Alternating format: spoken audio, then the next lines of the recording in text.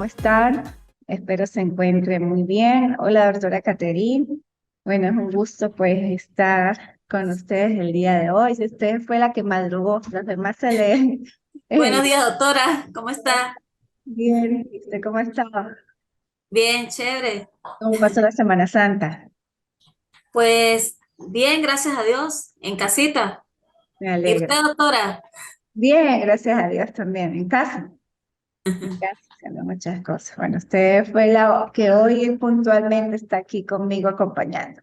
Bueno, doctora, dijimos que la clase pasada, bueno, hoy concluimos, ¿no? Yo solamente he corregido una sola actividad, creo que los mapas conceptuales, no he corregido más nada, porque pues también le estaba dando oportunidad a ustedes a que terminaran las actividades. ¿Cómo vamos con eso, doctora Caterine? ¿Ya subió el resto? Sí, doctora, ya tengo todo cargado. Ah, bueno, perfecto. Entonces, en el transcurso de este fin de semana y la próxima, pues corrijo. Porque ya cierra la plataforma, ¿no? O mañana, creo que es hoy. Bueno, hoy vamos a hablar de algunas consideraciones en cuanto al lenguaje jurídico según Carl Oliver Kroner, que pues, está allí en el programa académico, que debo pues hablarles un poco de esta teoría de este filósofo. Él dice que el lenguaje jurídico es sustancialmente una parte del lenguaje natural. Cuando hablamos del lenguaje jurídico, pues bueno, es todo aquellas conceptualizaciones y definiciones que están dentro del ámbito pues propiamente jurídico, ¿no? Lo que es el derecho. Dentro de ese ámbito jurídico, pues lógicamente ahí existen algunos verbos rectores, las soluciones jurídicas, el derecho subjetivo, el deber jurídico, todo lo que involucra como tal esas conceptualizaciones en el ámbito jurídico. Y él pues le da un matiz tratando de darle pues la naturaleza, qué es la naturaleza de ese lenguaje jurídico, cómo se origina el lenguaje jurídico, por qué sirve el lenguaje jurídico, por qué hay que tener distinción contra el lenguaje jurídico, que si bien es cierto pues proviene del lenguaje natural. ¿Por qué el lenguaje natural? ¿Cuál es el lenguaje natural? El que estamos hablando, entre comillas, sin embargo, pues yo necesito, o sea, yo hago uso de términos jurídicos en virtud de la clase, de la unidad curricular. Pero el lenguaje natural es cualquier lenguaje o medio de comunicación que existe entre una o más personas o más, o sea, dos o más personas. Es un medio de comunicación y es el medio de comunicación natural pues que todos los seres humanos tenemos. Lógicamente, de ese lenguaje natural deviene en este aspecto particular el lenguaje jurídico. Hay otros tipos de lenguajes también, pero en este caso particular el lenguaje jurídico. Él dice que el principal objeto del derecho es la determinación de los derechos y deberes de los individuos y su aplicación práctica. Lógicamente que en el desenvolvimiento del derecho y del hombre en la sociedad, pues es necesario ubicar y enfatizar cuáles son los derechos del hombre y cuáles son sus deberes, los límites inclusive de esos derechos y los límites inclusive de los deberes. Y eso está dentro del marco del lenguaje jurídico para Carl Oliver Kroner. Él distingue, pues también hace una breve distinción entre las teorías que hablamos en las clases pasadas de la concepción del derecho, que no las vamos a repetir, sin embargo, pues esa distinción, él dice que habla de los metafísicos y considera que la concepción del derecho viene pues de un orden divino, ¿no? De un orden que va mucho más allá de la naturaleza del ser humano y pues él tiende a hacer esa distinción entre esas teorías metafísicas para darle como más un sentido a lo que es el lenguaje jurídico, ¿no?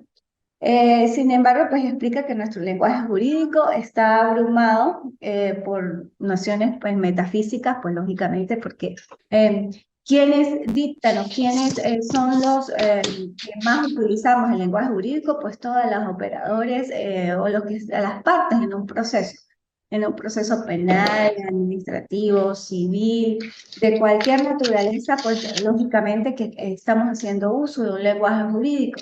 Sin embargo, ¿quiénes hacen ese uso? Esas personas que están operando el derecho, por decirlo de una manera, pues somos seres humanos.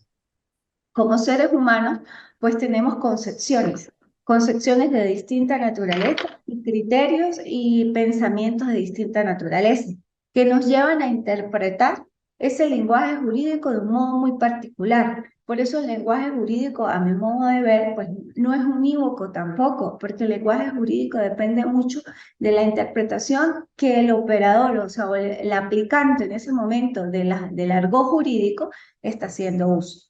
Si yo voy desde el plano de vista, o sea, teleológico o de religioso, y si tengo arraigo o mucho arraigo en esa área, pues lógicamente mi lenguaje jurídico siempre va a tender a tener una base de religión o una base sobre la filosofía o sobre la moralidad. Entonces va a depender lógicamente del momento de aplicación de ese lenguaje jurídico y de quién lo aplique. Por eso él habla de que pues sustancialmente también el lenguaje jurídico tiene esa base metafísica, más de lo real, más, o sea, va mucho más allá de lo que está aquí, ¿no? Expresa que los conceptos jurídicos pues sirven como pautas de conducta judicial. Esto pues hoy es lo que hoy en día, según la interpretación que efectivamente yo le di, pues se llama o se da mucho en el argot, no es un criterio tampoco unívoco lo que es la expectativa plausible, ¿no? Y la legítima confianza. Son principios que están enmarcados dentro del lenguaje jurídico porque pues generan de una otra manera una conducta judicial. La conducta judicial emana desde el momento que un operador de justicia emite una resolución.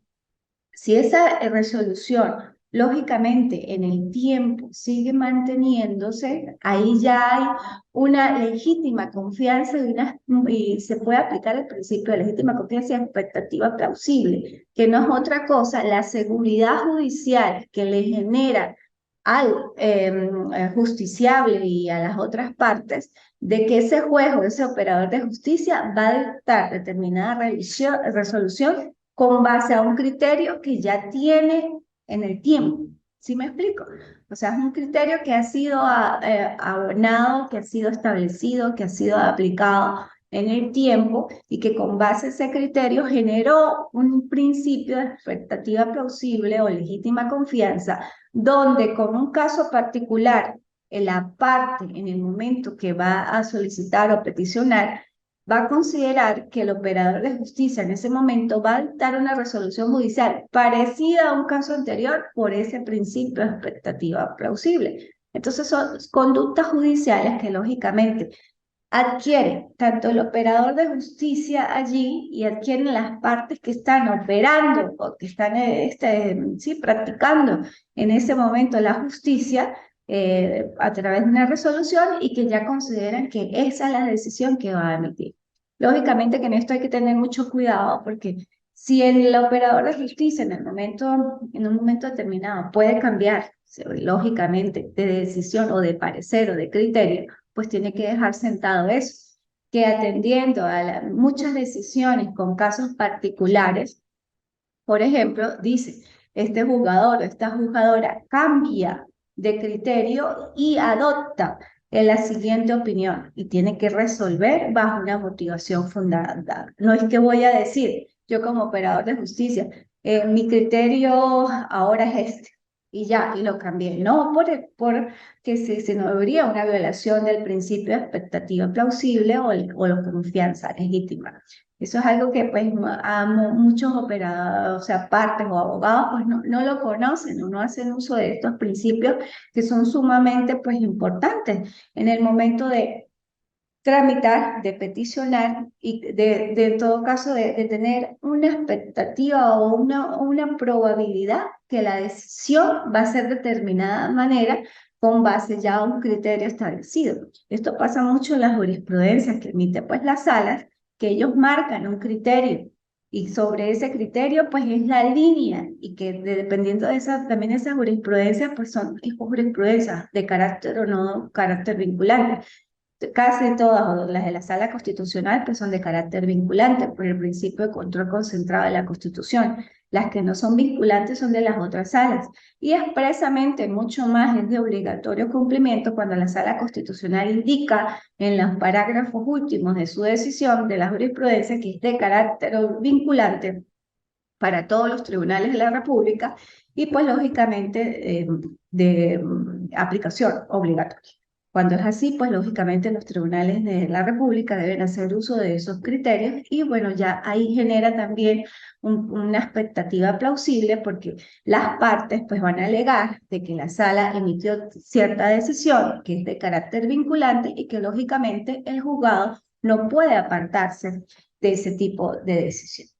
Todo eso, pues, es parte del lenguaje jurídico, son teorías que inclusive generan, y de los autores que hablan de esta teoría, pues habla de la teoría de la predicción, precisamente, porque hay una expectativa de que la resolución que se va a emitir o que se va a dictaminar ya tiene un basamento y que ya ha sido, con casos parecidos, resuelta de determinada manera. ¿Sí me expliqué? ¿Vamos bien hasta ahí? Bueno, lógicamente, pues esta teoría de la predicción, que también hablan autores, pues va en relación con la función de los conceptos con hechos probables. ¿Por qué por hechos probables? Recuerden la distinción que hay entre probabilidad y posibilidad. La posibilidad es un mínimo para que se pueda cumplir. O sea, hay una posibilidad remota de un cumplimiento con base a una decisión ya establecida, posibilidad. La probabilidad, hay más acercamiento de que esa decisión pues solamente se dicte bajo ese parámetro ya establecido. Por eso las distinciones cuando nosotros decimos puede ser posible, lo estamos viendo pues, si lo manejamos a porcentajes de un 100%, un 20% de posibilidades, porque es algo como más lejano, es posible, pero si yo digo es probable, de ese 100% me puedo acercar hasta un 70-80% porque el margen de certeza es mucho mayor. Por eso el lenguaje jurídico también depende de la conceptualización que tengamos cada uno como sujetos, en este caso de derecho, como aplicadores del derecho, como decir, practicantes del mismo, en el momento de emitir un verbo, emitir una frase. Por eso los abogados tenemos que ser demasiado cuidadosos en lo que decimos y que exista pues efectivamente congruencia y coherencia con nuestro pensamiento y con nuestro accionar y con pues, lógicamente con nuestro sentir, porque si yo puedo decir algo, pero si tampoco lo acciono, pues lógicamente va a haber incongruencia. Entonces es muy importante ese conocimiento que debemos tener como abogados para el momento de expresar determinados alegatos o peticionar lo que queramos, pues seamos pues también concisos, claros y nos entiendan. Porque es muy fácil a veces tener sí, conocimiento, pero si ese conocimiento yo no lo sé transmitir, pues lógicamente va a quedar en mí. No va a poder ser nutrido, no va a ser, sí, o sea, a poder aplicado ni siquiera por la parte que me escucha porque no me está entendiendo. En este caso les explico. Les pregunto, ¿yo me estoy explicando bien? ¿Me he explicado bien en las otras clases? ¿Sí? Sí, Ah, doctora. el doctor Abigail. Sí, doctora, claro. Ah, bueno. Sí, sí, doctora. Eso es lo importante y eso forma parte del lenguaje jurídico. Bueno, entonces, no solamente es entender las conceptualizaciones o las definiciones como tales de todas las instituciones procesales jurídicas que nos acompañan a nosotros, a los abogados, sino poderlas tanto interpretar internamente, ¿no? Y siendo objetivo en esa interpretación, como también aplicándolas, o sea, o materializándolas en el mundo exterior de una manera que se pueda comprender, no solamente para los abogados que están alrededor o que están siendo partes o contrapartes en determinados procesos, sino también para la comunidad, para el servicio de los demás, y que pueda, pues, existir efectivamente un lenguaje jurídico adecuado, cónsono y ajustado al momento, ¿no? Dentro de ese lenguaje jurídico, pues también el señor Carl, el filósofo Carlos Libercrona, pues específicamente habla del derecho de propiedad y pues dice que él pues tomó eso como más ejemplo y enfatizó en lo que es la propiedad y dice que la propiedad como tal, no, esa palabra propiedad no genera un derecho ni un deber, solamente que se puede materializar ese ejercicio del derecho o ese cumplimiento de ese derecho y del deber en el momento que existan partes, pues lógicamente en conflicto para saber de quién es la propiedad. Porque si la propiedad como está, está, supongamos, yo soy dueña de estas paredes, este terreno. Yo soy dueña, propiedad, o sea, puede ser que la gente se imagine que sí, efectivamente, sobre esta propiedad existe un dueño. Hasta allí estamos bien. Cuando yo voy a ejercer ese mi derecho de propiedad, si por decir llega alguien y lo invade o hace daños contra la propiedad y demás.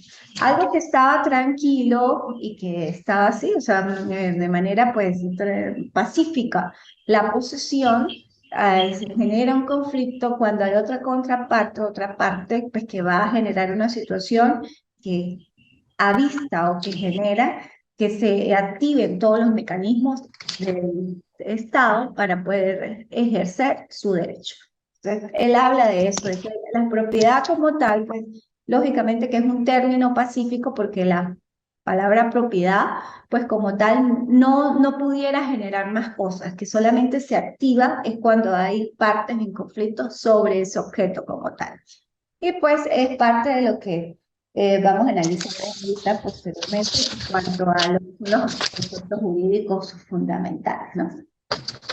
Él dice que a propósito de todas las disposiciones jurídicas como tal, los pronunciamientos judiciales de actos jurídicos van a influir en la cotidianidad, en la vida de los hombres, lógicamente que de cierta manera, y que esa influencia, pues lógicamente debería de ser lo más armónica, lo más sana posible en el momento de emitir algún tipo de decisión que comprometa ese lenguaje jurídico, ¿no? Que pues el lenguaje jurídico forma parte del control social. Recuerden que a nivel sociológico tenemos dos controles, el control social formal y el control social informal. El control social formal ejercido pues lógicamente por el Estado y a través de sus órganos coadyuvantes, que son formas de regulación o mecanismos de regulación del comportamiento del hombre en la sociedad, así de sencillo. Eso por eso se llama control social formal y es ejercido pues por todos esos órganos, inclusive órganos de seguridad del Estado, que pues están al pendiente de que exista un orden social y bueno, se materializa muchas veces y se ejecuta a través de las normas. Por eso es un control social. Pero dentro de esas normas, pues lógicamente existe un lenguaje jurídico donde me indica cuál es el deber, cuál es el derecho, cuál es el sujeto, cuáles son el objeto, en todo caso, del bien jurídico tutelado, ¿no? Y el control social informal, ejercido netamente pues, por la misma sociedad, por la familia principalmente, por los educadores, por los vecinos, por los amigos y demás. Yo estoy por lo menos en el momento que empecé la clase, que empecé la unidad curricular, cuando indiqué lo del plan de evaluación, cuál era el plan de evaluación, bajo qué lineamientos era ese plan de evaluación, yo ahí estaba ejerciendo un control social informal. ¿Por qué? Porque estoy regulando el comportamiento de ustedes como estudiantes a que acaten las directrices que están en ese plan de evaluación.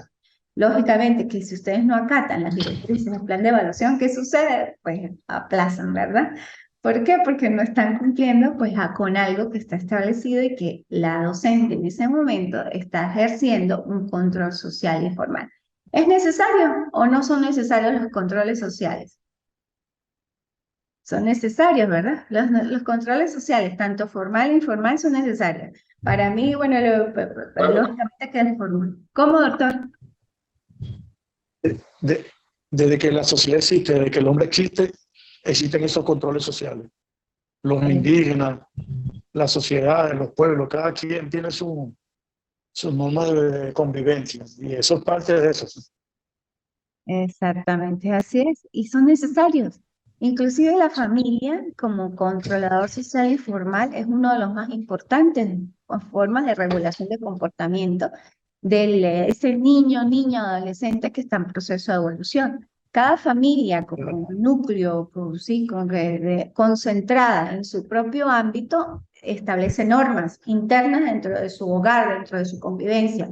se levantan a esta hora, si tienen hijos, lavan los platos, hacen las tareas, ayudan a las cosas del hogar, se comparten inclusive las tareas, ¿no? Porque pues es necesario para la convivencia.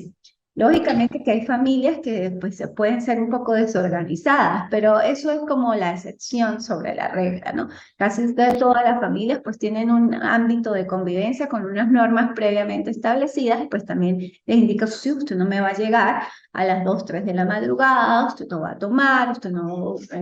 también le indica inclusive si hay damas o caballeros allí, como usted no debería salir así vestido, vestida, porque está haciendo, porque tiene ese comportamiento. Todo eso que los padres generan dentro del núcleo familiar son formas de control social e informal necesarias, lógicamente, y muy necesarias para los niños o las niñas adolescentes que más se están en ese proceso de evolución allí o que están así creciendo. ¿Por qué?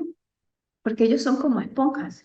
Van creciendo y ellos van tomando todos los valores, los principios que le indica la familia, que le indica la escuela, también los educadores, y van creando su propia personalidad y su propio comportamiento con base a normas ya previamente establecidas y valores inculcados por su familia.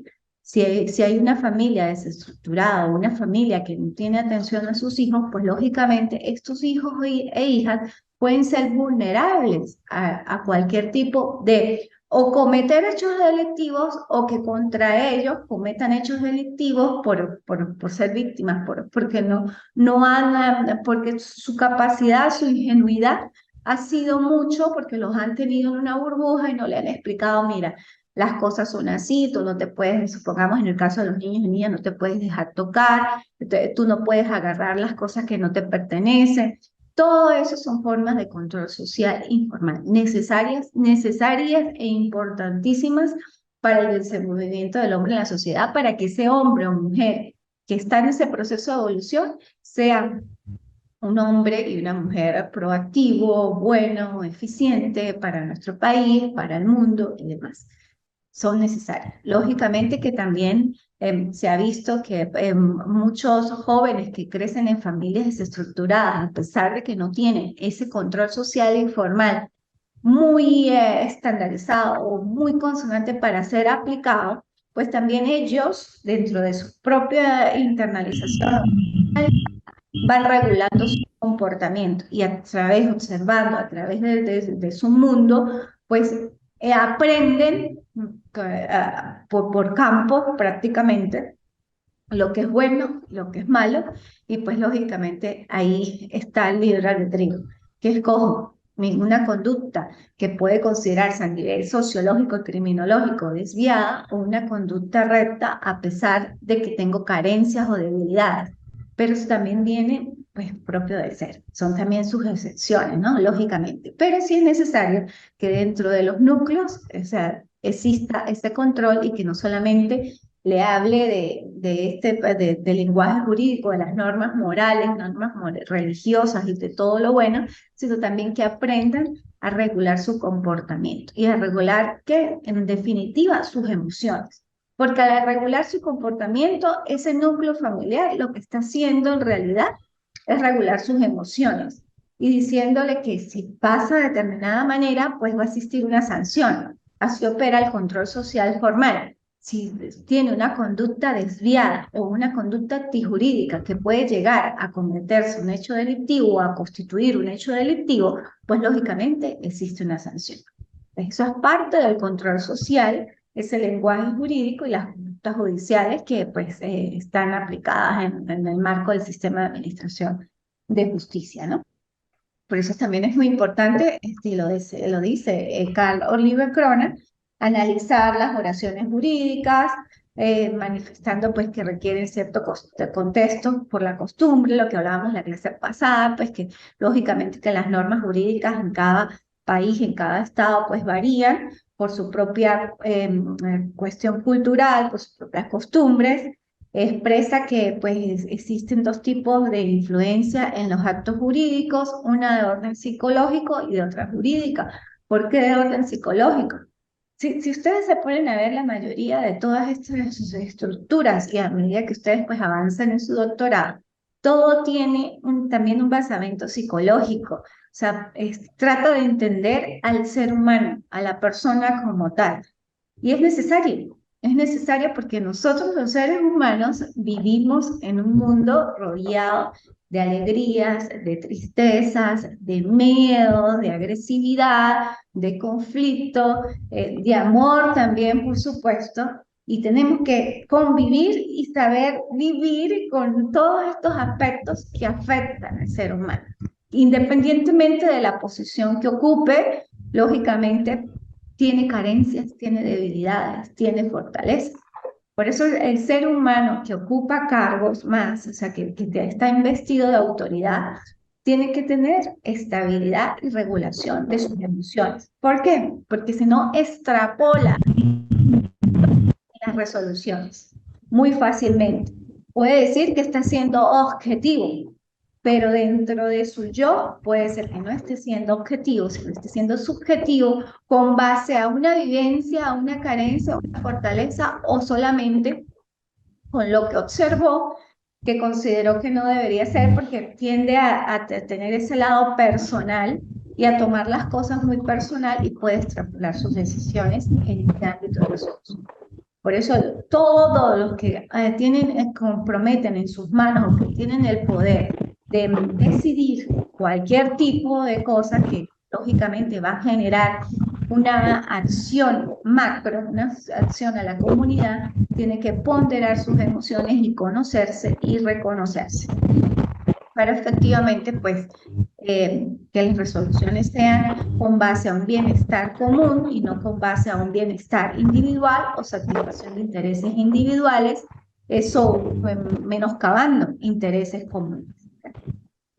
Dice que, bueno, se analiza la situación en las oraciones, tienen que ser utilizadas, también, pues bueno, si hay oraciones que son utilizadas fuera en el ámbito del derecho, lo que hablaba, pues, que hay que tener mucho cuidado, no solamente con el lenguaje jurídico que usamos, sino también con el lenguaje natural, el lenguaje común que usamos con nuestra familia, con nuestros vecinos, con nuestros amigos, con nuestro esposo y demás, que también hay que tener cuidado con nuestras oraciones en todo el contexto. Igualmente, pues, elaboró, como ya indiqué, la elaboración mental del derecho de propiedad, que ya lo dije, y pues, bueno, todas estas, lo que decía, la fianza de que todo este tipo de lenguaje, inclusive el jurídico, son reacciones que van desde la infancia. ¿Por qué? Porque si en la familia, supongamos, le indican que es que 10 minutos, que en la familia le indican que el semáforo en rojo no es para parar, sino para seguir, un niño puede acatar eso.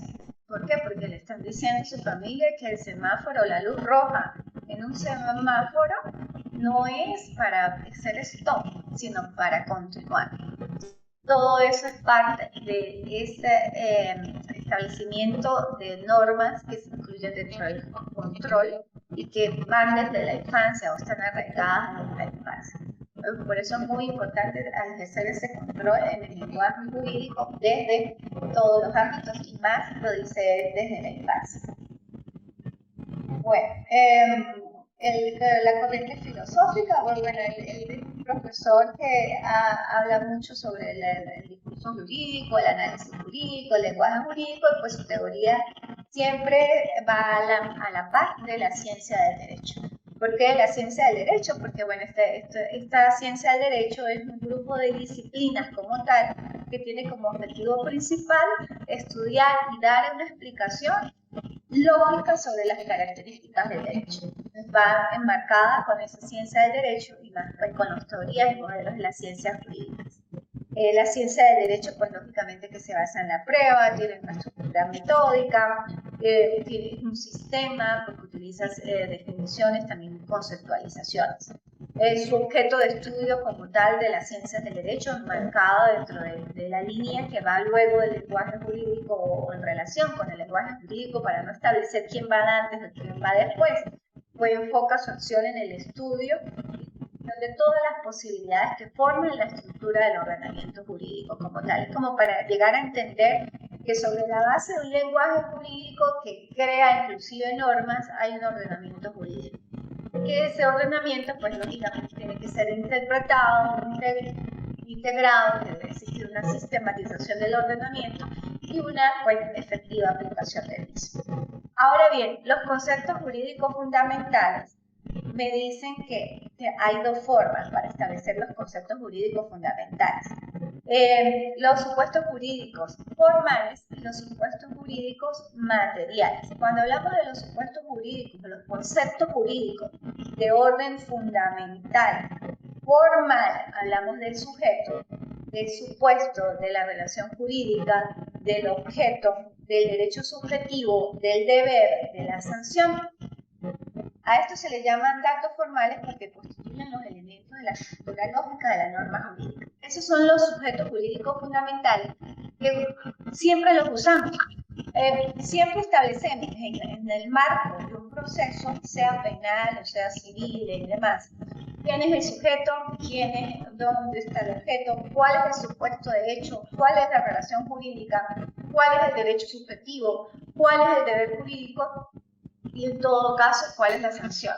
Esos son los conceptos jurídicos fundamentales que van integrados dentro de la misma norma, dentro del mismo proceso como tal que se constituye. Supongamos, en un proceso penal existen sujetos. ¿Cuáles? El sujeto activo y el sujeto pasivo. Existe un verbo rector que va a marcar la diferencia de cómo se ejecutó esa acción. Existe un derecho subjetivo, tanto para la víctima como para el victimario, para la víctima más para que sea reconocido su derecho y que sea de otra manera resarcido por ese daño que se cometió. Existe un deber jurídico, que es el cumplimiento por esa conducta antijurídica que constituyó delito y que es necesario pues cumplir o que efectivamente el Estado a través de su poder punitivo haga la ejecución o cumplimiento de ese deber jurídico. Y pues lógicamente su sanción. Cuando hablamos de supuestos, de hecho, es esa hipótesis que todas las normas la contienen. Esa posibilidad, o sea, esa verificación de ese contenido en la norma como tal. O sea, por decir, homicidio simple. El que intencionalmente diere muerte a otra persona. ¿Cuál es el supuesto ahí? La muerte con intención. El que intencionalmente diere muerte. Es un supuesto, es un supuesto. Lógicamente que ese supuesto se materializa si existe un sujeto y lógicamente un sujeto activo y un sujeto pasivo. Si existe el sujeto activo que le dio, que intencionalmente dio muerte a otra, entonces ya estamos configurando el supuesto y materializándolo, porque hay una persona que efectivamente dio muerte, que es sujeto activo, hay una víctima que es el sujeto pasivo a quien fue agredido y que lógicamente pues falleció, es la víctima. Hay un bien jurídico tutelado o un objeto, que cuál sería la vida y el supuesto que se materializó en la norma. ¿Y cuál sería la sanción? Pues lógicamente, cuando indica en el artículo, no me acuerdo ahorita, supongamos de 8 a 10 años, homicidio intencional, simple. Esos son los conceptos jurídicos fundamentales que abarcan como lo macro de una norma. Entonces, siempre debe haber un sujeto, sea activo o pasivo, igual en el ámbito civil, no necesariamente en el ámbito penal, vámonos al ámbito civil. ¿Cuál es, supongamos, en un contrato de compra-venta? En un contrato de compra-venta, el sujeto activo, pues sería, ¿quién? El vendedor. El sujeto pasivo sería el comprador, ¿verdad? Cuando inclusive estos papeles pueden cambiarse. Cuando el sujeto pasivo se puede volver en sujeto activo. O sea, cuando el comprador se puede volver sujeto activo. cuando efectivamente el vendedor no cumple con su obligación de dar la cosa o de dar el bien inmueble. Se cambian los roles y el sujeto pasivo, que era el comprador en un momento y que tenía también una obligación a su vez con el sujeto activo, el vendedor, ¿de qué? De dar el dinero, por decir, a cambio de la cosa, pues lógicamente va a ejercer es ahora su derecho por su, digamos, incumplimiento de contrato. Entonces, cambia en el ámbito civil los roles, muy diferente en el ámbito penal, que la víctima siempre va a ser víctima en ese momento, a menos que, bueno, si falleció, falleció, pero supongamos, para irnos a los extremos, si los familiares de la víctima dañan al victimario, se abriría otro proceso penal, pero con ellos, porque hicieron, no sé, agarraron la justicia por su propia mano, pero sería otro proceso penal aparte, no es un proceso penal interno dentro de ese mismo rol o cambio de funciones, mientras que en el ámbito civil sí, lógicamente el sujeto activo puede pasar a pasivo y el pasivo activo si hay incumplimiento de contrato. ¿Sí me explico? Eso es lo que ustedes deben observar en el momento que analicen todo lo que es la norma jurídica, que analicen el sistema normativo, que es muy importante. Determinar e individualizar a los sujetos. Determinar e individualizar el objeto. ¿Cuál es el objeto de ese supuesto? Verificar el supuesto de la norma, el supuesto de hecho, lo que está allí, esa hipótesis enmarcada dentro de la norma. Verificar la relación jurídica, si es una relación jurídica de qué naturaleza, de orden contractual, civil, criminal, procesal, administrativa, aduanera, qué tipo de relación jurídica es, cuál sería en todo caso el derecho subjetivo de las partes, cuál es el deber jurídico, quién le compone el deber jurídico que va dentro del marco de la relación jurídica y pues lógicamente la sanción. Esos son los conceptos jurídicos fundamentales. Cuando ustedes cuáles son los conceptos jurídicos fundamentales que estén estudiando y que estén leyendo, pues son todos esos elementos que comprometen la norma y que es necesario interpretarlos en el momento de estudiar, analizar a cualquier articulado. Si ustedes enmarcan en una norma, en el momento que están estudiando un artículo, estos conceptos jurídicos fundamentales, están haciendo una interpretación de la misma y no se les va a olvidar jamás ni nunca qué es lo que contiene y cuál es la forma de proceder en todo caso y cuál sería en todo caso una predicción sobre la base de esa predicción, de esa resolución que ustedes puedan estar esperando. Pero es porque están haciendo uso de un análisis de los conceptos jurídicos fundamentales. Bueno, con esto concluimos la unidad curricular Teoría y Modelos de las Ciencias Jurídicas. Los invito próximamente a que sigan avanzando en su actividad académica y nos vemos en otra oportunidad. En esta, su casa de estudios del Instituto de Estudios Superiores de Investigación y Posgrado, Ventanas al Conocimiento, de Táchira, Venezuela para el mundo. Hasta luego y muchas gracias.